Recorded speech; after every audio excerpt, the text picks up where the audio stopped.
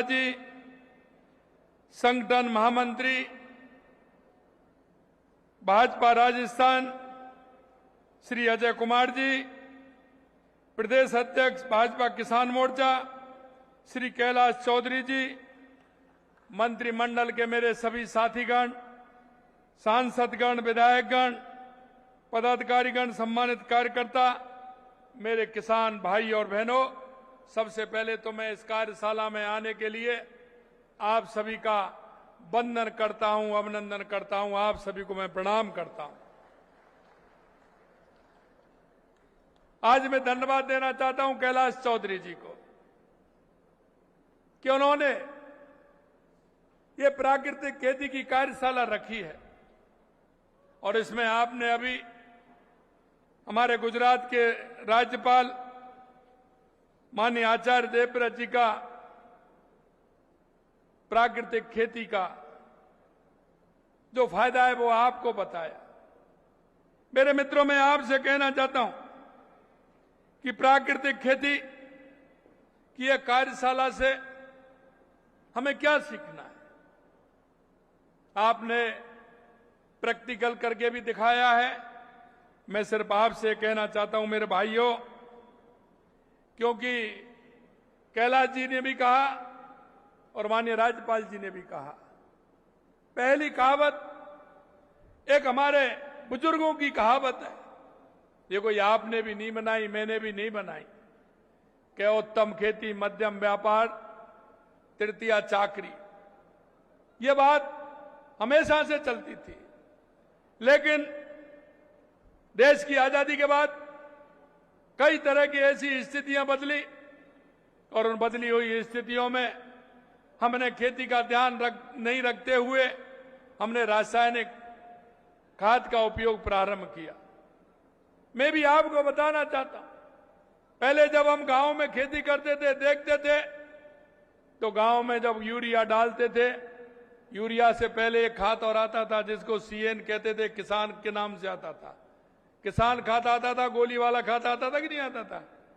आता था ना, किसान खाद बोलते थे उसको। हम देखते थे उसको 5 किलो बीघा डालते थे, उसमें नाइट्रोजन यूरिया से कम रहता था, लेकिन उसमें 5 किलो बीघा डालते थे। यूरिया आ गया, हम यूरिया की खपत बढ़ाने लग गए।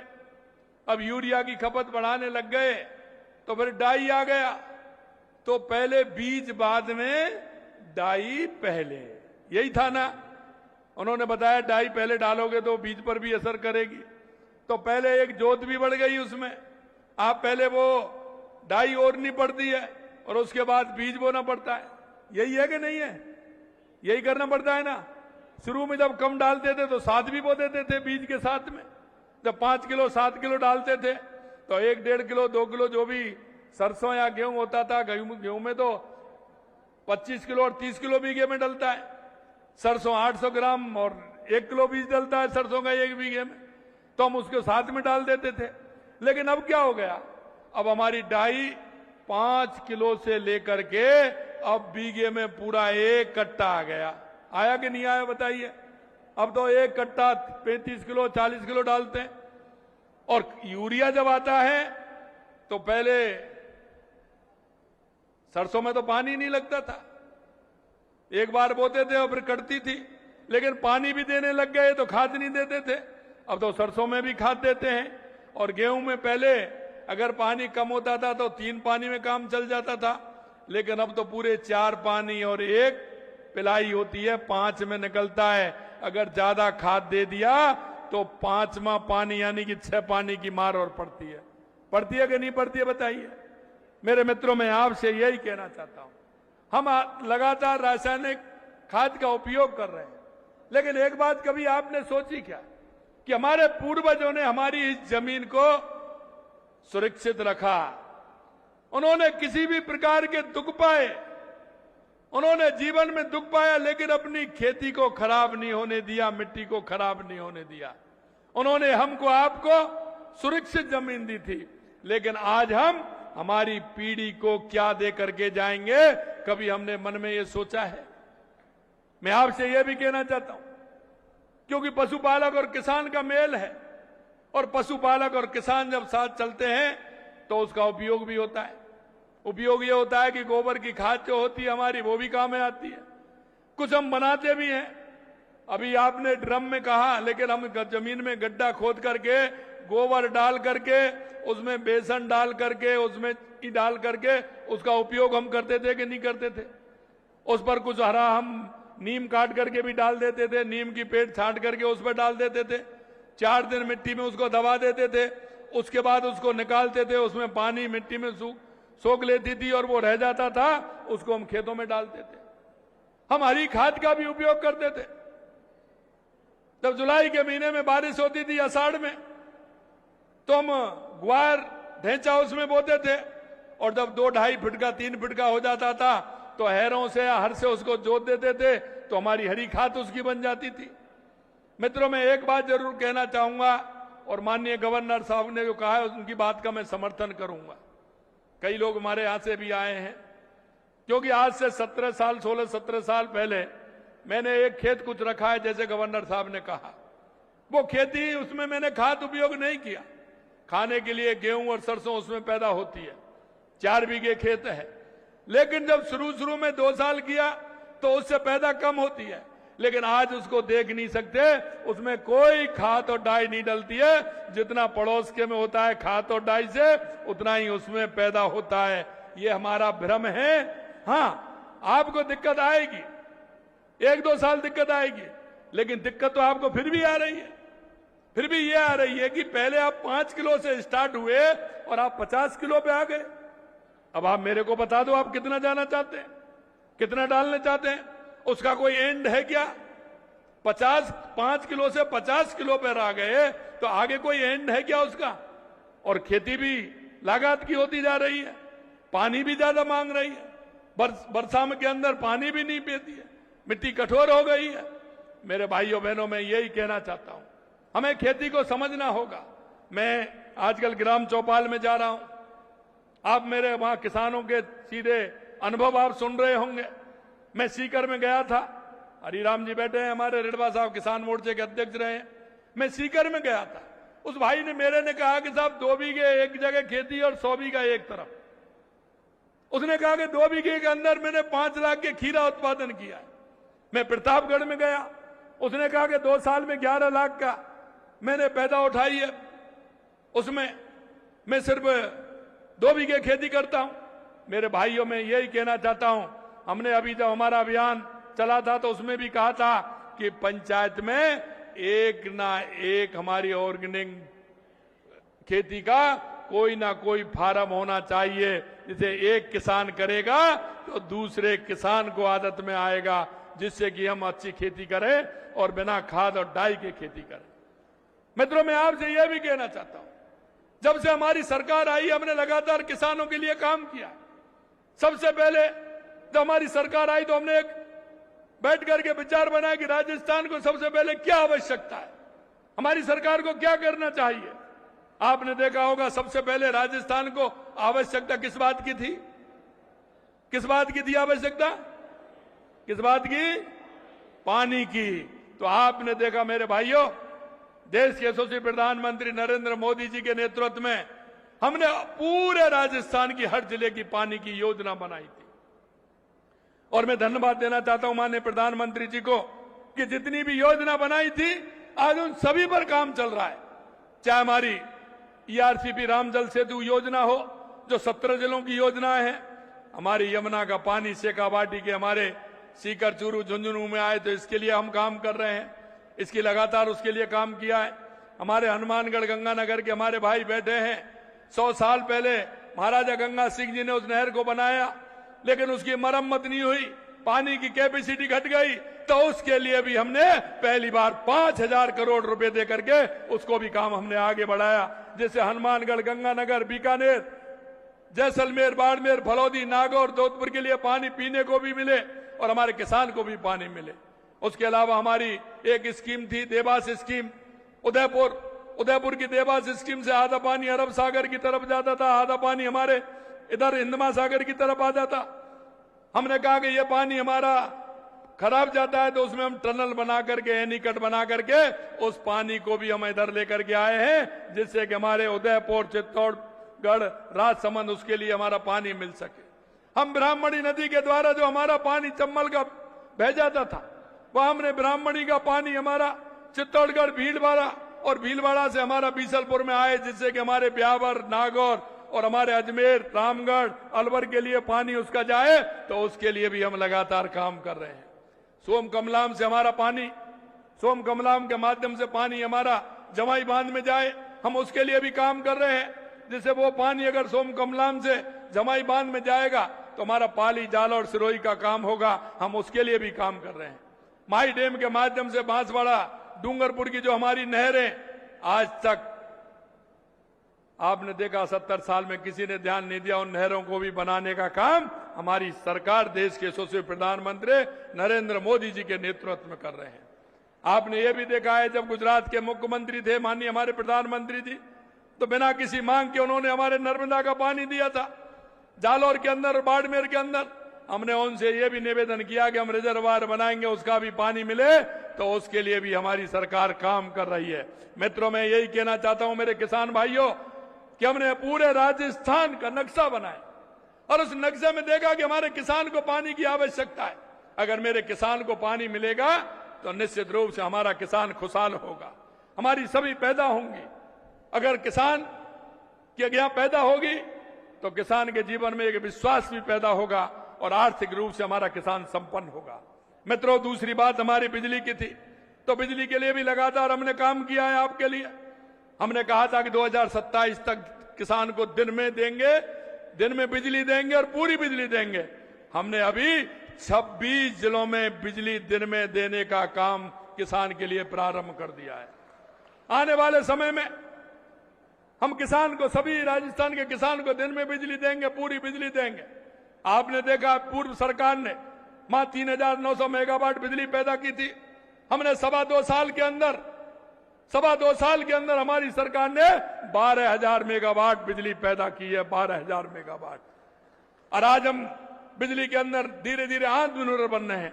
और अभी आपने देखा, जब जोर की गर्मी थी तो हमने बिजली बेचने का भी काम किया। हमारी सरकार ने दूसरे राज्यों को बिजली भी दी, ये हमने प्रारंभ कर दिया। जो राज्य हमेशा से 40 साल से बिजली खरीदने का काम कर रहा है, आज वो राज्य आत्मनिर्भर बन के बिजली देने वाला बन गया। ये आप किसानों के लिए है। लगातार हम देख रहे हैं कि आपने ये भी देखा है कि हमने किसानों के लिए हम लगातार काम कर रहे हैं। हमारी योजनाओं का लाभ किसान उठाएं। आपने देखा कि 53,000 करोड़ रुपए के हमने सहकारिता का लोन आपको दिया है। हम किसान सम्मान निधि आपके लिए दे रहे हैं। पीएम सूर्य घर योजना में हम आपको लाभ दे रहे हैं। ऐसी कोई योजना नहीं है जिसमें हम लाभ नहीं दे रहे हो। किसान और पशुपालन का मेल है, इसलिए हम, आप जब डेयरी पर दूध देने जाते हैं तो 5 रुपए लीटर, उसमें भी हम किसान को 5 रुपए लीटर का अनुदान उसमें देते हैं। हम चाहते हैं कि हमारा किसान मजबूत हो। लेकिन मैं एक बात जरूर आपसे कहना चाहता हूं मेरे भाइयों, आप प्राकृतिक खेती के तरीके देखें।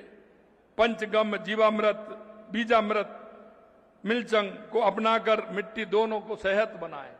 और प्राकृतिक खेती जब हम करेंगे, मिट्टी की उर्वरा शक्ति फिर से बढ़ाने का काम करेंगे, तो कृषि उत्पादकों को पोषक तत्व मात्रा बढ़ाएंगे तो निश्चित रूप से हमारी मिट्टी उपजाऊ भी होगी।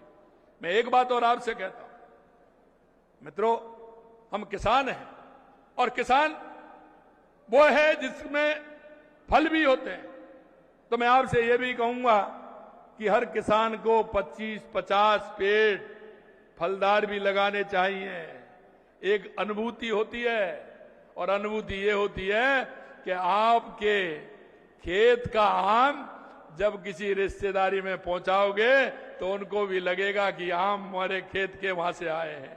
आप भी कहीं लेकर के जाओगे कि अमरूद मेरे यहाँ के, ये अनार मेरे यहाँ के, और आप देख रहे हैं कि लोग कहते हैं कि अनार और अमरूद कैसे होते हैं। अरे आप देख लो, सवाई माधोपुर अमरूद का हब बन गया। जहां बालोतरा, बाड़मेर, मेरा देश में सबसे अच्छा अनार होता है तो बालोतरा और बाड़मेर के अंदर होता है। सबसे अच्छा किन्नू अगर पैदा होता है तो हनुमानगढ़ गंगानगर में होता है। मैं आपसे यही कहना चाहता हूं, हमारे राजस्थान में क्या नहीं होता, सब कुछ होता है।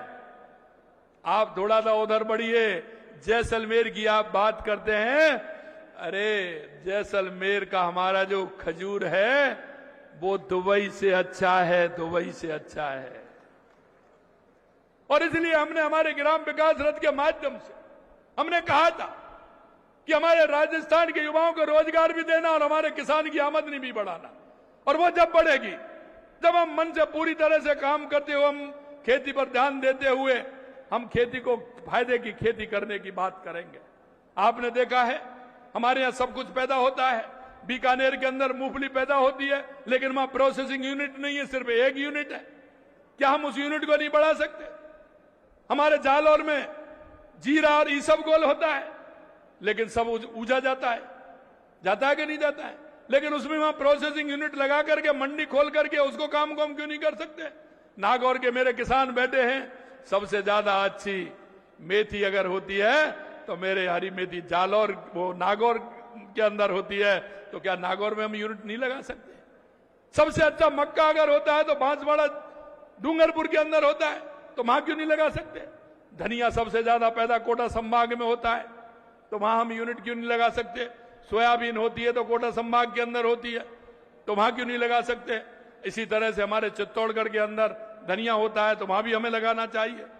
मैं आपको कहना चाहता हूं, पूरे राजस्थान में अगर अलवर, भरतपुर, करौली, सवाई माधोपुर की बात करें तो सरसों सबसे ज्यादा होती है, लेकिन वहां यूनिट लगनी चाहिए। यूनिट अगर लगेगी तो हमारे युवाओं को रोजगार भी मिलेगा और सरकार को उसका राजस्व भी आएगा। इसलिए मेरे भाइयों, मैं कहना चाहता हूं, आप किसान भी बनिए, किसान के साथ आप उस प्रोसेसिंग यूनिट के मालिक भी बनिए। आप वहां कोल्ड चेन बनाइए, गोदाम बनाइए, जिससे हम उनको ठीक प्रकार से रख सकते हैं। देश के यशस्वी प्रधानमंत्री नरेंद्र मोदी जी के नेतृत्व में हमारे गरीब को, किसान को, युवा को, महिला को लगातार अवसर मिल रहे। हम सबको यह भी सोचना होगा कि वो किस तरह से आगे बढ़े। मैं इतना भी और आपसे कहूंगा मेरे भाइयों, ये धरती माँ है, इसमें बहुत कुछ है। लोकल फॉर वोकल पर भी हम ध्यान देंगे। कई ऐसे हमारे क्षेत्र हैं जहां उनमें उत्पादन के साथ साथ कुछ काम भी होता है, जैसे चूरू के अंदर बहुत अच्छी लकड़ी की तस्वीरें बनाई जाती हैं। आपने देखा बाड़मेर के अंदर का जो खेस आता है वो दुनिया में कहीं नहीं मिलता, वो आपको लगता है, लेकिन जब मीठी मीठी सर्दी आती है तो वही काम आता है। आता है कि नहीं आता है? आता है ना। कहीं हमारे बहनों के चूड़ी बनती है तो कहीं चूड़े बनते हैं, कहीं जूतियां बनती हैं। हमें ऐसे हमारा जो लोकल में जो बनता है उसको हमें उपयोग करना चाहिए। मित्रों, ये राजस्थान की वो धरती है जिसमें 85 प्रकार के मिनरल निकलते हैं। या लोहा से लेके सोना तक सब कुछ निकलता है। मेरे किसान भाइयों, में ये भी कहना चाहता हूं, आप हम सबको समझना होगा, इस खेती को भी लाभ का करना होगा, खनिज को भी लाभ का करना होगा, और हमारे जो उत्पादन होते हैं उनको भी लाभ की खेती बनाना होगा। मैं आपसे यही कहूंगा कि लगातार हमारी सरकार पानी के लिए, बिजली के लिए, किसान के लिए, उद्योग के लिए काम कर रही है। आप सभी से आग्रह है कि राजस्थान 50,000 कृषकों को जैविक खाद से जोड़ा गया है। गोवर्धन योजना हमारी है, प्राकृतिक खेती की है हमारी, और हम गौवंश के लिए, आपने कहा, हम गौवंश को बढ़ाने के लिए 30,000 रुपए हम गाय बैलों की जोड़ी के लिए हम देते हैं। जो बैलों की जोड़ी रखेगा उसको 30,000 रुपए हमारी सरकार देती है, जिससे कि खेती में खाद भी होगा। और छोटे किसान जो ट्रैक्टर के लिए इंतजार करते हैं, लेट हो जाती है। किसान पहले अपना काम करता है, बटाई बारे का जब करता है, जब खुद का काम हो जाता है। करता है कि नहीं करता है? और एक मैं और कहूंगा आपसे, देसी खाद का हम विकल्प लें, संरक्षण और संवर्धन का काम करें। हमने 2,856 करोड़ रुपए गौशालाओं के लिए भी हम दे रहे हैं। पीएम किसान सम्मान निधि दे रहे हैं, प्रधानमंत्री फसल योजना बीमा हम दे रहे हैं, पीएम कुसुम योजना में हम आत्मनिर्भर बना रहे हैं, ई नाम से डिजिटल प्लेटफार्मों पर भी काम कर रहे हैं, और लगातार किसान की समृद्धि और राष्ट्र की समृद्धि के लिए हम काम कर रहे हैं। मैं आपसे इतना ही कहूंगा मेरे भाइयों, हमने जो आपसे वायदा किया था 6,000 रुपए किसान सम्मान निधि प्रधानमंत्री जी दिल्ली से देते हैं, तो 3,000 रुपए हमने जोड़े हैं। आने वाले समय में और कहा कि 3,000 हम और बढ़ाएंगे, तो 12,000 हो गए कि नहीं हो गए? 12,000 हो गए कि नहीं हो गए? अरे 1,000 रुपया महीना बढ़ गया, पेंशन सी आ गई, 1,500 पेंशन और 1,000 ये 2,500 हुए कि नहीं हुए? अरे भाई एक बात देखिए, आप खाद डालते हैं, अगर उस खाद को आप कम करेंगे और आपका एक बार या 2 बार में 1 क्विंटल आधा क्विंटल अगर पूजन कम हो जाएगी तो आपकी बचत कितनी हो जाएगी? बचत तो आपकी उतनी ही हो गई। इसलिए मैं कहना चाहता हूं कि आपको इस पर ध्यान देना चाहिए और ध्यान देते हुए हमें पूरी तरह से खेती को, लाभ की खेती और प्राकृतिक खेती की ओर हमें जाएं। और ये बात सही है कि अगर हम हमारी खेती को ठीक प्रकार से रख पाएंगे तो हमारी पीढ़ी हमें याद रखेगी, और नहीं वो पीढ़ी क्या कहेगी कि हमारे पूर्वज तो इस तरह से खेती को अच्छी दे करके गए थे, लेकिन बीच में आए, उन्होंने अपने स्वार्थ के लिए हमारी खेती को खराब कर दिया। कहेंगे कि नहीं कहेंगे? बताइए, कहेंगे कि नहीं कहेंगे? आपको हमारे पूर्वज दे के गए, उस खेती को हमें ऐसे ही दे के जाना चाहिए कि नहीं दे के जाना चाहिए? और मैं ये भी आपसे कहना चाहता हूं कि आपने देखा कि समय समय पर बोनस भी देते हैं। 150 रुपए कहीं नहीं है, 150 रुपए गेहूं पर अगर बोनस देने का काम किया तो हमारी सरकार ने किया है, ये भी आपको ध्यान रखना है। मित्रों, अंत में मैं इतना ही कहूंगा कि हम विकसित